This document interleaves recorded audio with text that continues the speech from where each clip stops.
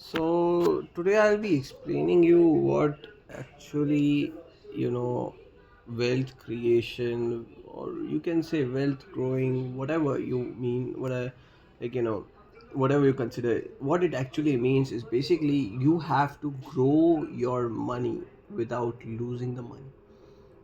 So the difference, see, I'll tell you. Okay, so let's say you have 20 lakhs. Now 20 lakhs, like let's say you have $20,000. So $20,000, you know you have two options. You either put the $20,000 in your bank account, which is gonna give you just 4% return. Then either you put it on a business and let the business grow, and then you can scale up the business. But then that's that will take its own time. So that is the other thing. Now the third option which you have is you can just go on straightforward and put 20 lakhs in, like in your demat account, and just trade the 20 lakh rupees. Now here's a thing. Okay, so the difference between all the three are: the first one is, it's very difficult to grow. It will take a lot of time, and then to scale up, because it's just 3 to 4% is what the bank's gonna give you. So that's nothing. Now the second option is to start a business. Now business itself carries a risk, and it is also difficult to grow. So you have to do both. You have to take the risk, and you have to grow.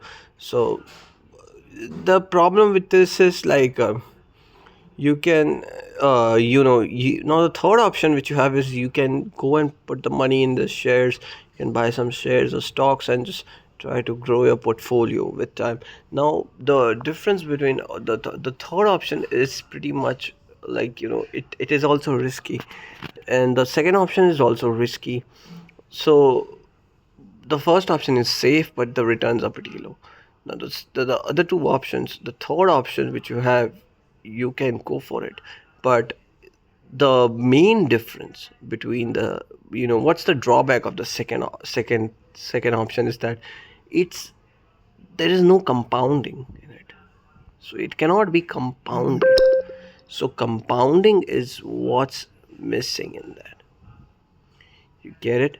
So you won't be able to compound your business, but you can compound your wealth. Got it? And now, what's the necessary condition for compounding? The necessary condition for compounding is you cannot lose the money. Second, you have to grow your money such that you know it's consistent. You have to grow your money consistently. So consistent, what I mean by consistently is, like, in the first year, let's say you make 20%. In the second, you have to make 20%. In the third year, you have to make 20%. So the 25% is the bare minimum requirement which is needed for compounding. Okay, so the compounding needs consistent. It shouldn't be like 20% now, 30% next year, but with the third year you lost all of it and you're down 50%. So basically you're net to net down 10%, but that will stop you from compounding your money. So this is the compound what compounding needs is, you have to grow your wealth in such a way that losing, you know you cannot lose it. The method should be such that it's very difficult to lose the money in that method. But yes, if it will grow your wealth efficient, but losing it is it's a it's very difficult. So that's what is compounding, and that's what's needed in compounding. That's how rich become richer and richer and richer, is they compound their money. Businesses cannot be compounded. Okay, so let's say you're making like 5 lakh per annum in a business.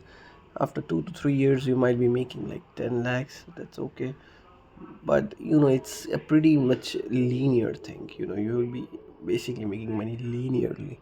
What you can do is you can make money through the business, and then you can just invest, invest, invest, invest. and you start to scale up and you start the compounding thing.